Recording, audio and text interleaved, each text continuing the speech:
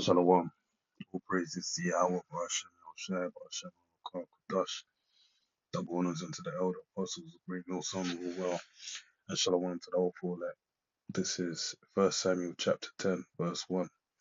Then Samuel took a vial of oil and poured it upon his head and kissed him and said, Is it not because the Lord Yahweh have anointed thee to be captain over his inheritance?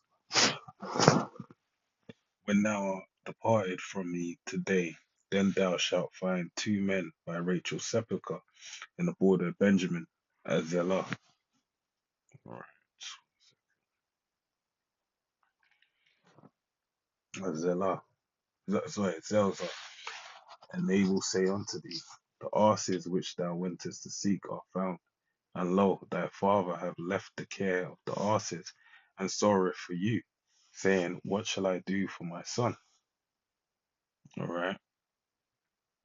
That's actually quite point because I'm gonna read on, but basically, in the sepulchre, know, going to the sepulchre really, the fact that the the focal point of these things happening is the sepulchre of Rachel, uh, the foremother of Benjamin, mind you, Benjamin and Ephraim. It's a reminder of the mortality, the grave, the death is something that is guaranteed in its life, but not so much the elect in its actual lifetime, because there be some standing here that shall not taste death.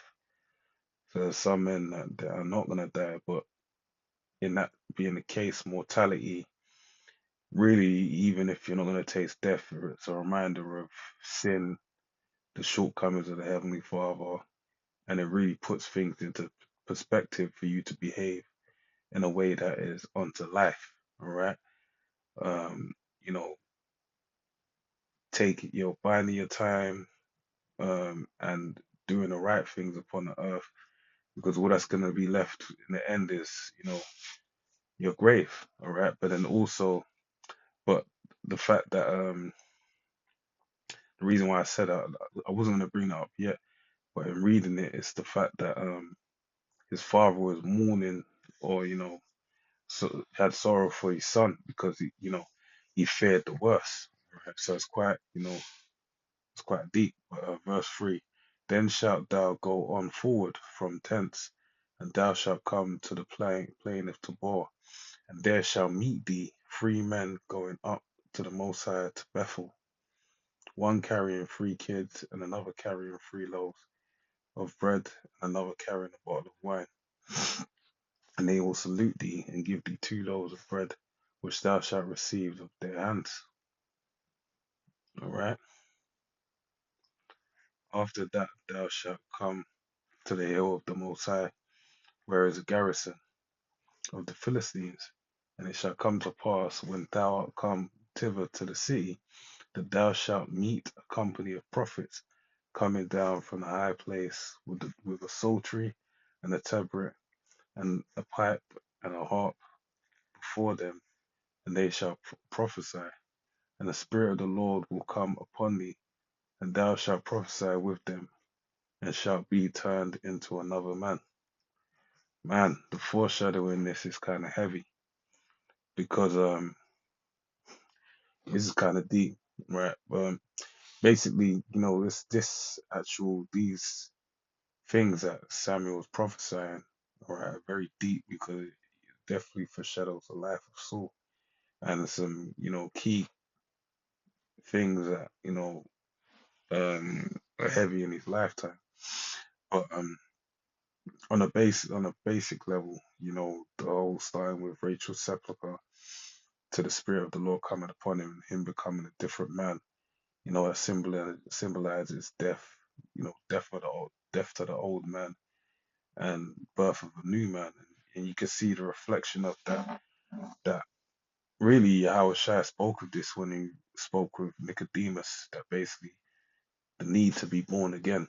All right, you can see with this King Saul, for him to be rule over his people, he had to become a new man.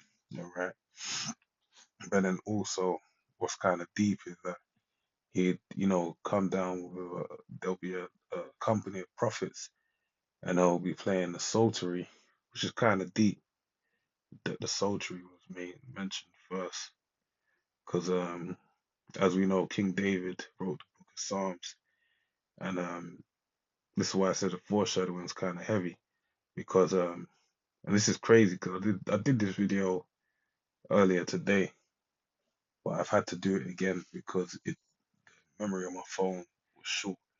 And anytime that happens, I know maybe the spirit wanted me to go a bit more deeper, or the spirit didn't like the way I spoke.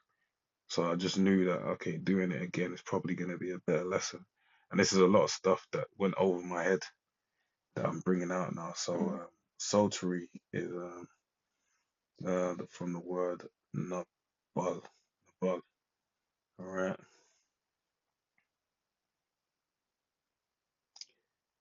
foolish. I'm guessing to be a song is to be a fool as well, in a sense. Uh,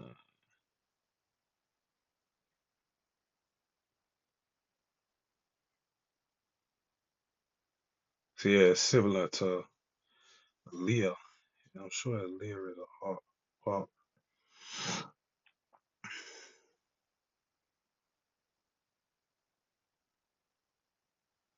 Anyway, I'll probably do that in my own time.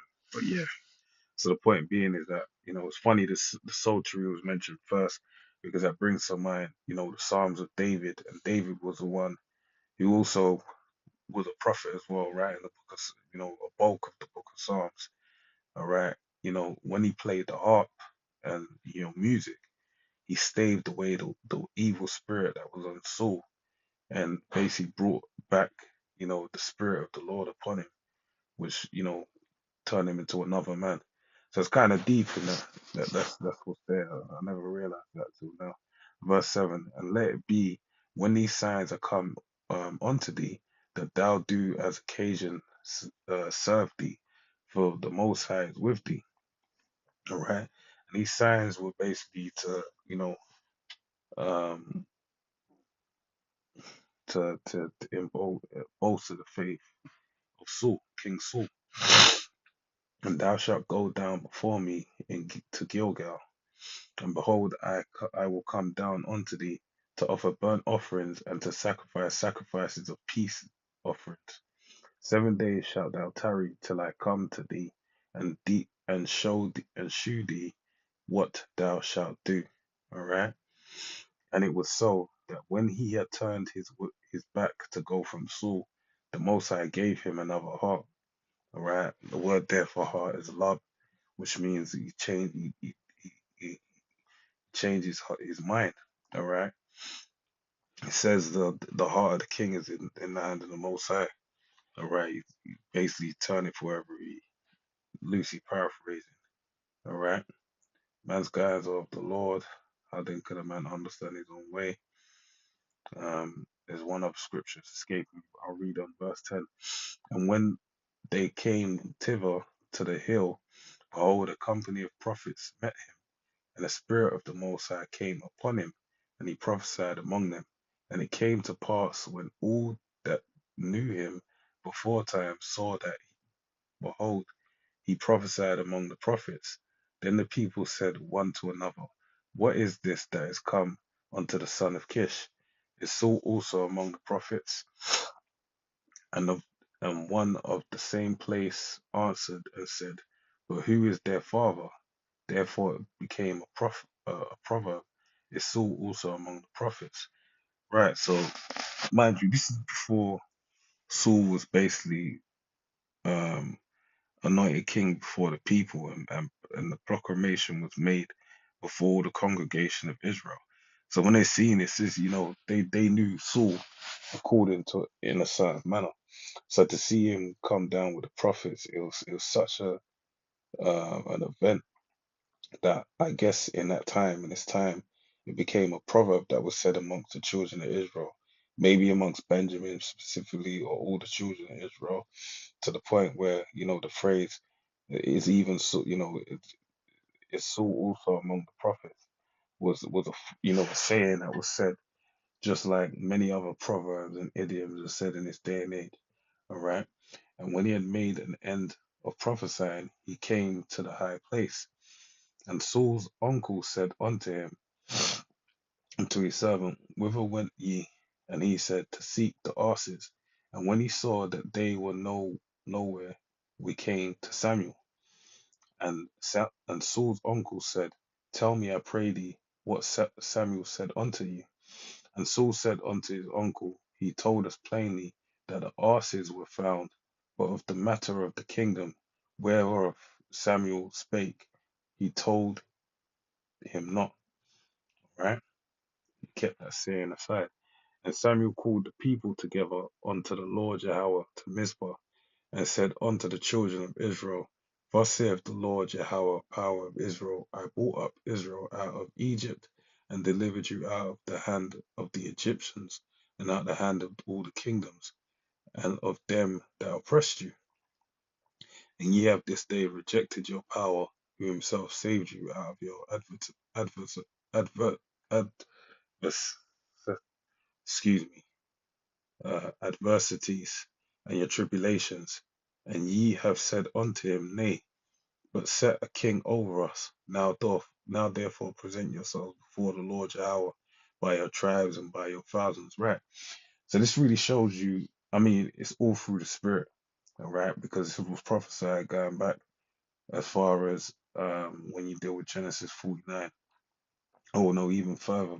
Well, Genesis 49, all right, it's prophesied then, but then also in Deuteronomy 5, not 33, though maybe in there, but more so about when you set up a king over you, that you have to choose of all the tribes of your people, all right? But this is all ordained through the Spirit as far as on the wise as far as how it would fall in place, and this really shows you that it was through vanity, all right. And the vanity was that the children of Israel, wanted to be like unto the heathen nations. Why trimmest thy love to seek? Why trimmest thy way to seek love? They wanted someone to be a vain representation of their nation, all right. Someone that looks handsome, manly, but really the true representation, which is the polar opposite, is the invisible power, the name Yahweh, but our Heavenly Father, the God of War, Yahweh. All right, that's our true king. And through his acts, he basically established himself to reign over us, and did everything that was necessary within us, and even more so, made it whereby you was a sovereign within your own right. The king, the heavenly Father, Yahweh, he wasn't gonna take a tenth of your wealth. He wasn't gonna make your daughters or your sons work in his kingdom. All right. You basically had your daughter and your sons, to work on, within your domain, your sovereign, your domain, underneath your power. But it's really showed you that, the Heavenly Father did this by design. Verse 20, and when Samuel had called all the tribes of Israel to come near, the tribe of Benjamin was taken. All right. So, so I read on. And when he had caused the tribe of Benjamin to come near by their families, the family of Matri was taken, and Saul the son of Kish was taken. And when um, they sought him, he could not be found. Right. So this really showed you spirit was, dealing, because it's, this is just done through the spirit. All right. Therefore they inquired of the Lord Jehovah further, if the man should yet come thither. And the Lord answered, Behold, he hath hid himself among the stuff. So this is the reason why I said what I said, because it was done by way of casting lots. I would go as far to say, and I believe that it probably was a Urim and the Thummim in this case, all right, because they inquired of the Lord, and when what would Samuel being a Levite, all right, I won't go as far to say that, but inquisition was made of the Lord, and this really shows you that even though he had been anointed, the doubling down of the Heavenly Father, showing it before the congregation that this man has been chosen to be, the king, or to be presented before the congregation. And then when they sought him, he wasn't found. And the Lord actually said he's hiding amongst the stuff. Really shows you, the power of the Heavenly Father, that he honed in on him, and this is the man that he wanted, right? Or so, or should I say, this is the man that the children of Israel wanted. All right, verse 23. And they ran and fetched him tents. And when he stood among the people, he was higher than any of the people from his shoulders and upward. And Samuel said to all the people, see ye him whom the Lord Jehovah hath chosen, that there is none like him among all the people. And all the people shouted and said, the Most High saved the king. All right, and this really shows you, like I said before, the vanity, because we know that, the Most High power deals with duality, all right, in the sense of that, you know, especially in this case, we have King Saul and you have King David, and Saul being the first, and David being the second, of really being the choice of it more. They're polar opposites. Even when you look at what's happened, as far as the backstory of Saul, as much as what's on the show, I'll just go off the act of him hiding amongst the stuff. It's like he wasn't ready to be the king. But then when you deal with King David, all right, which we're gonna read, Lord willing, as we progress through this book, he basically, and even really, it doesn't say it, but I will probably mention when it comes up. It tells you in the Apocrypha how that he had basically, as a shepherd of his flock. He basically defended his flock against, mountain lions, against beasts of the field, and basically was a very, you know, able young man. All right, and basically that experience had basically reared him. That rearing up through that experience had basically allowed him to be prepared to lead the children of Israel, to tend to the flock of the children of Israel. So you can see the polar opposites. But the main reason why I said that is because, when you deal with the stature, Saul was head and shoulders above everyone else. The visual representation of what Israel desired, which the Heavenly Father, chose him and given him unto the children of Israel. All right. Whereas King David was a ruddy man, like a lanky young boy that, looked awkward in his body, but was ready to do what he had to do. All right. But this really just shows you, the vanity of it all, but not to the extent where it's in vain, because let's not forget, least we forget, when the Lord makes his return and after he judges his place and then places crowns upon the heads of the children of the elect of the children of Israel, he's gonna be higher than all of us in stature. All right. So there is actual, that's really where it's gonna show you the fullness of that actual stature, right, in Yahweh Shai. So this is like a pattern of things to come. All right. Verse 25. Then Samuel told the people the manner of the kingdom and wrote it in a book and laid it up before the Lord Jehovah. And Samuel sent all the people away, every man to his house. And Saul also went home to Gibeah, and there went with him a band of men whose hearts the Most High had touched. And this really shows you again, the Most High ruleth in the kingdom of men. All right, he basically made it where there was men after the Heavenly Father chose Saul. He basically, chose certain men basically were touched in their mind to follow out, to tend, to serve Saul. All right, and they went home with him. All right, but the children of Belial said, how shall this man save us? And they despised him and brought him no presents, but he held his peace. And this is kind of, this is deep, because at the end of the day, they were definitely such children of the devil, because it was shown that the Lord had chosen him to be the man that was anointed. All right. So with that, I pray you edifies in the next one. Shalom.